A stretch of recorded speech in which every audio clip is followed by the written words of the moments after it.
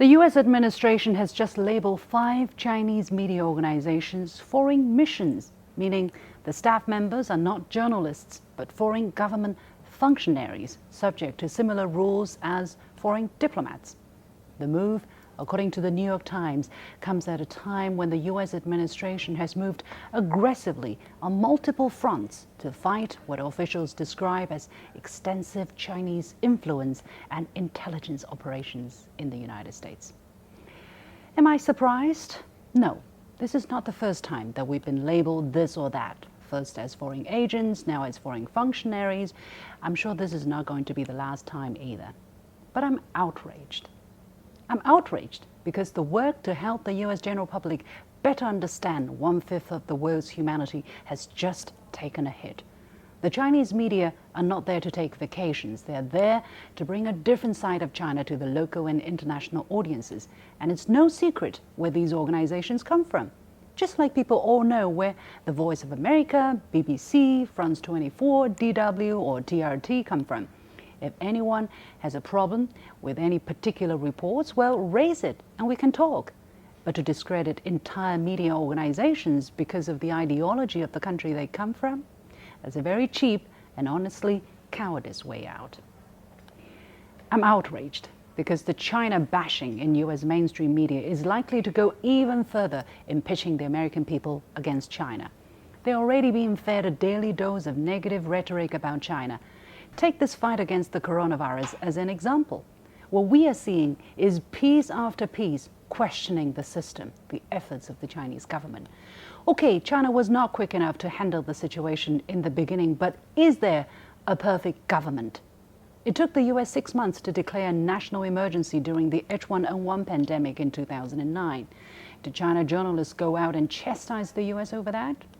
People call for transparency. Okay, I understand that, and I think it is important too. But in the eyes of the China critics, no amount of transparency will suffice.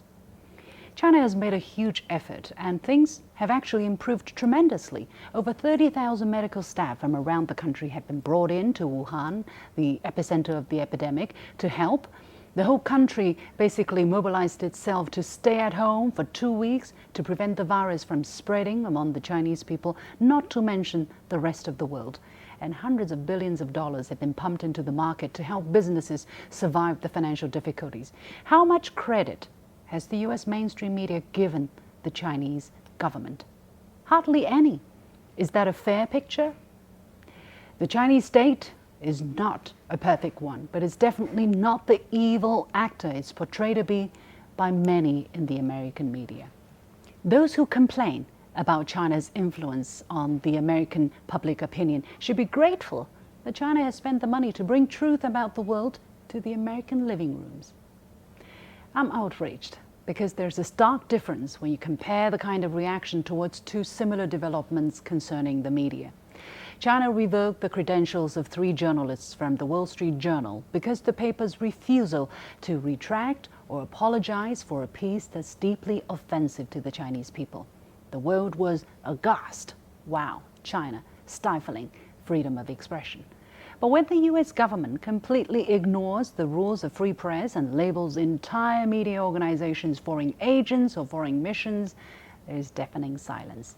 By discrediting Chinese media organizations, is the U.S. safeguarding press freedom? As long as there is a systematic attack and smear campaign against China, either as a country or as a people, my colleagues and I have a right and an obligation to speak up and push back. Here, let's not play the game of separating the Chinese government and the Chinese people. Those who attack the Chinese state are doing just the opposite of what they claim, which is to help the Chinese people. Take a look at what is being done about the virus. Without a strong country where the government and the people work as one, not only would China be at stake, but the whole world too.